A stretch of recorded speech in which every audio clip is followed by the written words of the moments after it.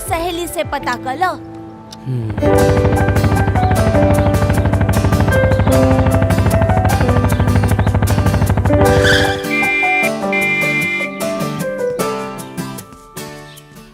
आरती कहाँ बड़ी? आरती स्कूल नहीं आई। काहे? हमके नहीं मालूम।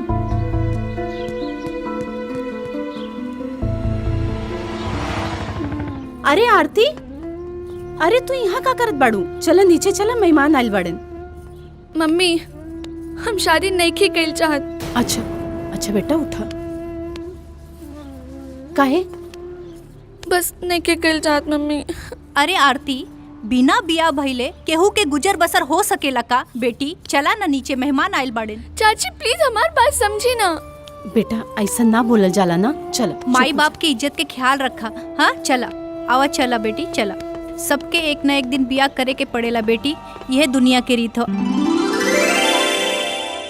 और सूरज बेटा कैसन लगली आरती? जी ठीक बड़ी। राधे श्याम जी, राहुल का विचार बा? जी हमरा तरफ से सब ठीक बा।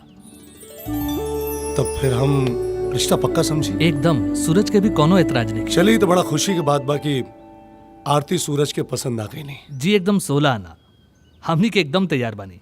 ए बाबू, अब तू देर मत करा। अब बढ़िया दिन देखा के तू शादी पक्का कइए द। जैसन तो आज्ञा माई। हाँ ता पंडित जी के लड़का लड़की के कुंडली दिखा के जी दिन और तारीख तय कर दिया जाए। एकदम। अगर और कोनो बात होगा तो बोल दी, अगर और कोनो डिमांड होगा तो। अरे रउआ से एक मिनट। जी आरती,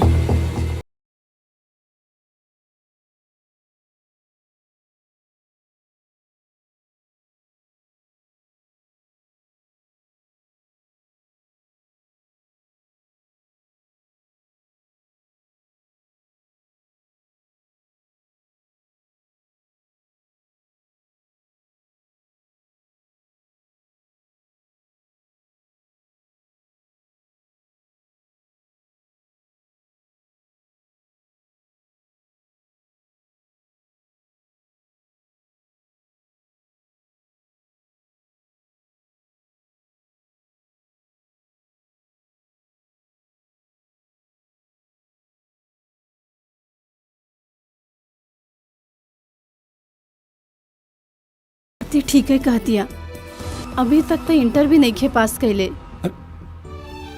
निर्मला समझे का कोशिश करा। इतना अच्छा रिश्ता बार बार ना आवेला।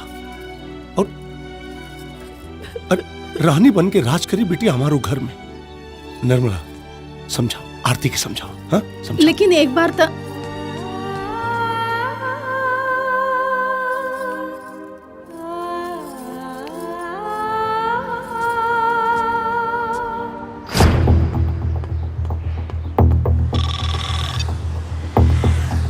हेलो, तू स्कूल काहे ना आइलो?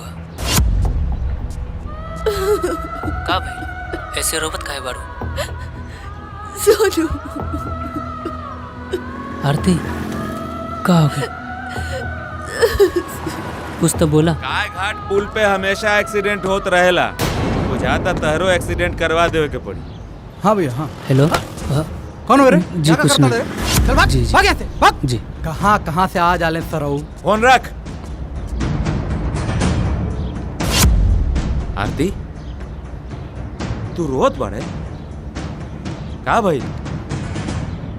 लड़का पसंद नहीं आइल का? चाचा जी हम शादी नहीं कइल चाहत, हमके पढ़े के बा। तो रोत काहे बड़े? चुप हो जाओ। अच्छा चल हम बात करते हैं। बाकी टेंशन मत ले अब, और वह जहाँ कब जैसे कब बारात के साथ। नमस्कार भाई साहब। जी नमस्कार। आरती हमार भतीजी बाड़ी, लेकिन हम एकरा के अपन बेटी से भी बढ़ के माने नहीं। हमार बेटी के छोटा सा भी तकलीफ हो जाला ना भाई साहब, तो हमरा से बर्दाश्त ना होला। अब देखी ना, हमार बेटी आगे के पढ़ाई करे के चाहतड़ी, और पढ़ाई के बीच में इनकर ब्याह के बाद थोड़ा जल्दी हो जाए रहल बा। तो हम तो रउआ से ये कहब कि एकरा पढ़े देवे के चाही, और रहल बात बियाह के, ऊ तो होखबे करी हैं? लेकिन इंटर पास कैला के बादे बियाह हो, ठीक ना? अब तू इंटर पास हो जो तब बियाह का भैया। हाँ ठीक है, जैसन तुम्हारी मर्जी। राधे श्याम जी तो ठीक है, लड़की इंटर कर लो, ओकरे बाद बियाह कर लेल जाए। वैसे भी इंटर करे में टाइम कितना बचल? जैसन राव रे इच्छा।